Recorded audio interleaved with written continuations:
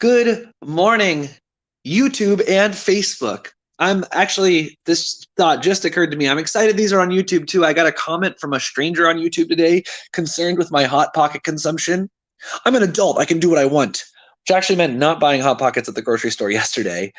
And one of my longtime friends from high school, Dean, texted me the other day, and he was like, please keep putting your live streams on YouTube. Who uses Facebook? So even though it was expensive to pay for the subscription to get it to both, I'm glad it's on both because it can reach more people. And now moving forward, it's going to be archived better on YouTube too. And yeah. So good morning, everyone. I hope you're having a great Tuesday so far. I am. I've got a lot of stuff today. I've got a hang with a friend this afternoon, and I've got my mastermind group book club, Champions Club, or book that meets later. And then I'm going to see Hermano Pascual at Thalia Hall tonight with some buddies. And probably that's where the night's going to end. If that show somehow ends early enough, I will go to the Annoyance Theater to try some jokes, but I imagine that show is going to go long. But I've got a big day today. I also, this morning, committing to my 90-day challenge of setting up the big show, even before I got out of bed, I emailed the Safety Squad guys about locking in this recording date at the end of June.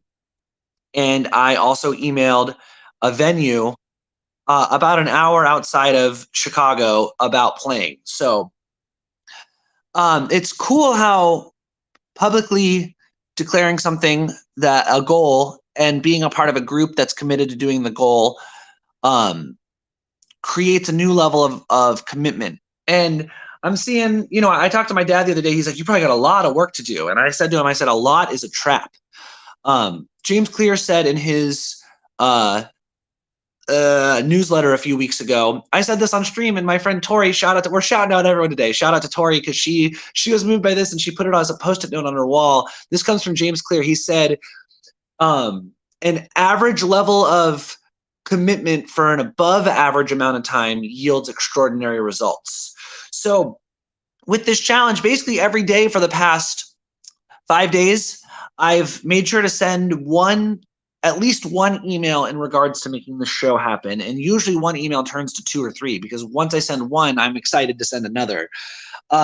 So yeah, I'm eager to move forward on this and see if we can lock in the venue soon, lock in the date and the venue, so that I can start shouting it from the rooftops and get 500 people in the door for a life-changing, fun show. So today's stream is called You Are Not Above Any Song. Well, okay, before I get into that, I just want to say real quick, I had my comedy class last night. It was one-liner night where we had to tell 15 one-liners each. And first of all, I thought everybody did a pretty good job. And it was fun because everybody was really nervous going in, and then everybody did better than they expected. And the class is just really fun. I'm really grateful to be a part of that. Everybody is cool. And I was telling a friend last night about class, and she goes, "That sounds really vulnerable." And I said, "Yeah, it is." And gratefully,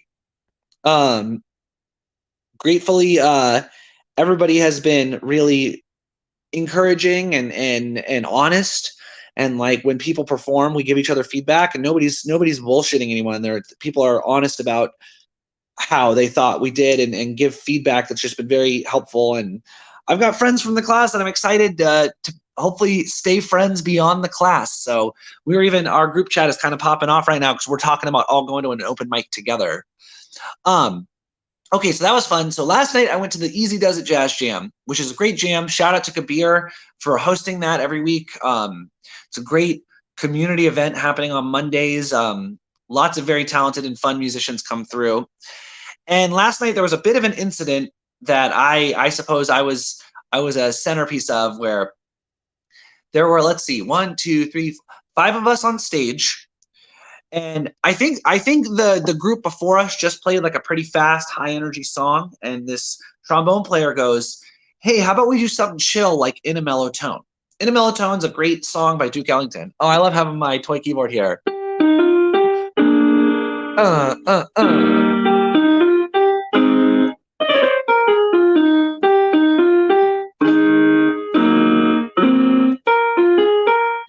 one-handed crappy keyboard and a mellow right there. But yeah, so the trombone player says that, and the whole band, guitar, bass, drums, me on keys, and trombone are all like, yeah, let's do this. This other guy walks up. I will not name him, but he walks up, pulls his horn out, and I say, hey, we're going to do In a Mellow Tone. And he says, no. Can we do something else? And I said, no. Like, why do you want to do? No, we're going to do this song. And he was kind of like fussy. And then I said, do you not know In a Mellow Tone?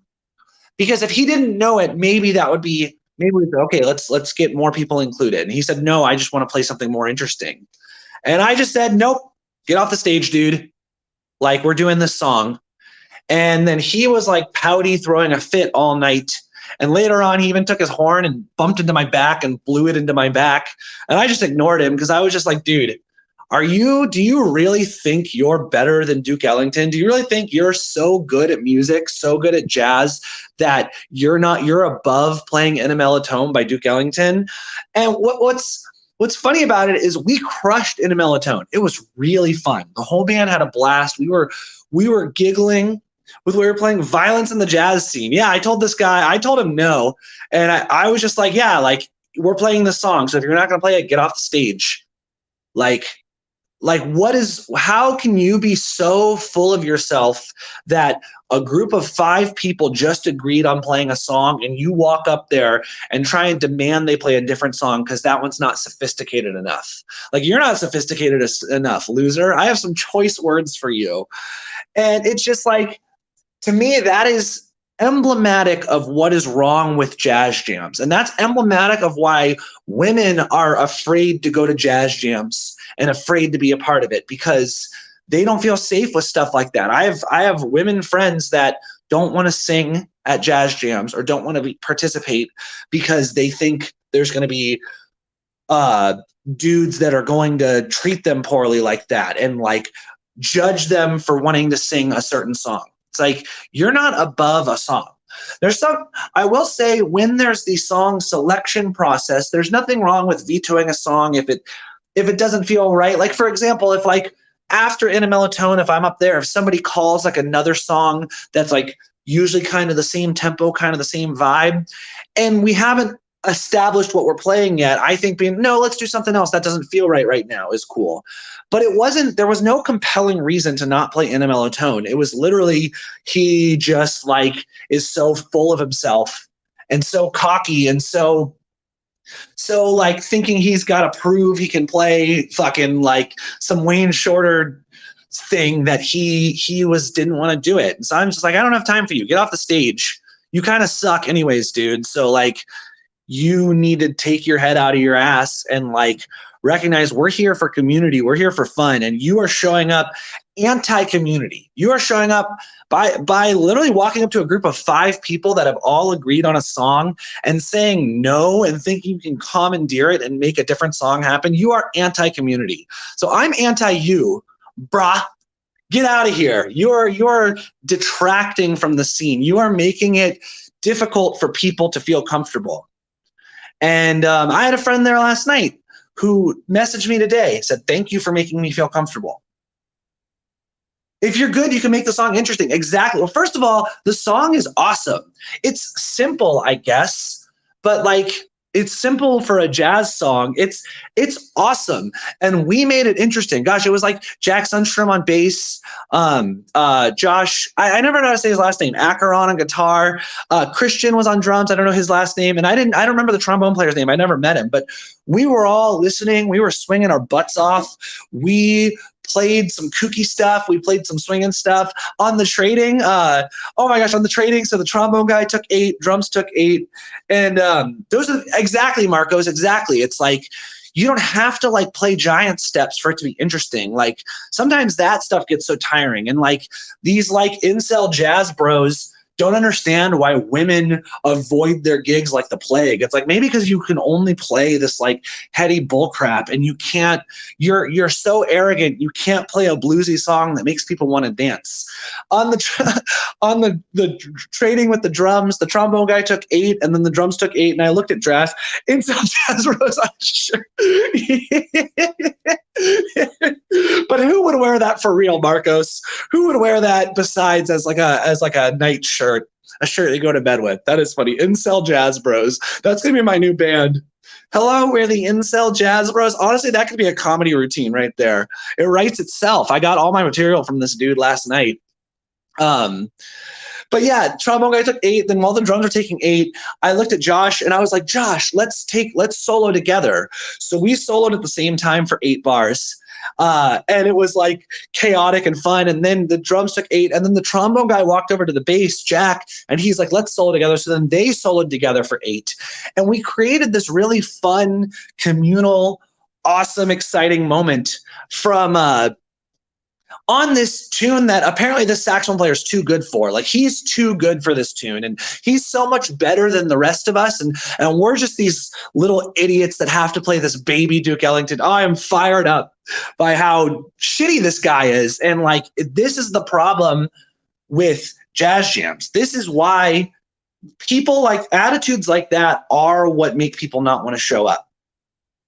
And yeah, you know, this same dude, like months ago at Easy Does It, he comes up to me, he says, hey, let's play Along Came Betty. I said, okay, great. So we go up there to play it. And then Kabir, I am so mad. Yeah, I'm fired up. I'm passionate, Marcos. This is a passion stream today. But we go up to play it, he's like, let's play Along Came Betty, which is, if you don't know, is a very sophisticated Benny Golson tune. So I was like, okay, cool. I'm down to play that, whatever. And we go up there, and then Kabir is like, oh, it's the last tune of the night. We're going to do a blues and get a bunch of horn players up. And then he just throws a fit. And he's sitting next to me pouting the whole time. And he doesn't play. And he's just sitting there pouting while we're playing. We're having so much fun. Me and Evan was on bass on this one. We were like trolling each other, like trolling the horns, counting choruses and stuff. And like, this dude like thinks he's better than the blues. And it's just like, I don't stand for that. I don't stand for snobbery and jazz superiority. And like, just like, people are going to come at all different ability levels. And like, there's going to be singers who want to sing a song. Pouty the Jazz Incel. Yeah, give him his like clown nose because he totally fits that. And it's just like, it's not about like the notes you play. Like that's dumb. It's about community. It's about connecting with people. It's about creating something that's new. That's what's beautiful about jazz when it's done really well, is you make something new.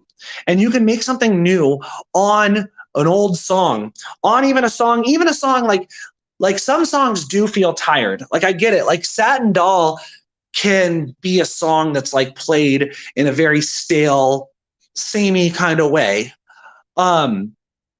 But actually, I remember in college once, I don't even know who they were, but this band came in and they were talking about stale songs and unstaling stale songs. And Satin Doll was the song they picked. And they played this like flagrantly over the top, bombastic, insane, spontaneous, out of the box, bonkers version of Satin Doll, to prove that even something that like kind of gets shoehorned into being like boring, you can make interesting. So maybe you've played a bunch of boring versions of In a Mellow-Tone, but that's all you, bro. That's all you. I'll play a fun version of In a Mellow-Tone. I'll make it fun for everyone. We'll all go, yeah, let's play this 2-5-1 and A flat, and we'll make it real bluesy or real weird or whatever the moment is. So, yeah, if you're showing up to jams, sitting at the bar by yourself, like touching your own pee-pee, and then going up and playing and proverbially touching your own pee-pee while you're playing and not connecting with anyone, like, what are you doing? Are you just using the band as like your like backing track? Are you interested in connecting and making friends and creating new connections and new experiences? Or are you like, sorry to be mean. Stop saying pee-pee. I really wanted to say a worse word than pee-pee, but that's we fired up this morning, Marcos. I woke up and chose violence. No, but that dude chose violence for real. He just the arrogance of walking up to on stage, 5 people have already picked a song and you say, no, let's do something more complicated. It's like, how about you kill yourself? That's a joke. That's a joke. But how about you just leave? How about you go home and play League of Legends and rage at your computer or something? Because that is such a toxic energy that we don't want to have around. So that's that. Real quick, while we're here, I got an email back from one of the venues. So I'm pretty stoked about that because there we go. It could be easy to feel discouraged from over the past few days. I've emailed 1 to 3 venues a day and haven't heard anything back, but then I just heard back. So I don't know what he said. I'm going to look after the stream, but there we go. Average amount of effort for an above average amount of time gets things moving. So yeah, and it's just like at the comedy class too. What's been so great about comedy class is like we're all in it together. Like everybody is supporting each other, and some people I think are more gifted at it than others. Some people are working harder at it than others, but everybody is like trying to support each other, and everybody is like happy to be generous with laughter for each other and share. And I just think sometimes artists, musicians, comedians, they go to these spaces like, oh, well, I want to try out my stuff. It's like, yeah, try your stuff and connect with people. Honestly, if you're going to a music jam, like I would say, don't even think about trying out your hot new licks, trying out your stuff. Like that is a surefire way to sound bad, honestly. Go and focus on making cool moments with people. Focus on connecting with people through the language of music, the most beautiful language in the world, and create sounds together that are unique and fun and interesting. And when you make music in that way, you can make music with a stranger, and after the song, you look at each other and smile, and you feel like you've known each other for decades, and you feel like you love each other already. And then you can go talk, and it's like the ice is already broken. It's like, yeah, like I love you, dude. You sound great. Like I this guitar player who's there, Josh, we've only hung a couple times. It's been at that jam, and we've played at that jam together and haven't talked too much, but every time I play with him, I'm like, I love this dude. And last night we played and we were having fun and we get done. He goes, you're my hero. I was like, oh, dude, you're my hero. And we were chatting, realized we're on a wedding gig coming up soon. So I actually texted him about carpooling to the wedding gig this weekend. And like, he was like, let's play in a mellow tone. He was, because the trauma, someone suggested it. We all felt like it sounded good. So, all right, I'll get off it. Love to you all. Sometimes love is pushing people's buttons. Sometimes love is saying that behavior isn't acceptable and like supporting behavior that feels inclusive. And if it can be weird because like on one hand, it's like, man, did I uninclude this guy? And it's like, no, he unincluded himself by trying to demand the group of 5 people on stage play a different song because he doesn't think the one we picked was complicated enough. He is being not inclusive. And it's like, yeah, get out of here, bro. We don't want you. All right, friends. Well, I'm going to get going, get started with my day. Have a great day. This one was fired up. So I hope this was entertaining and insightful into my opinions on what jam should look like. So love you all. Have a great day. Bye.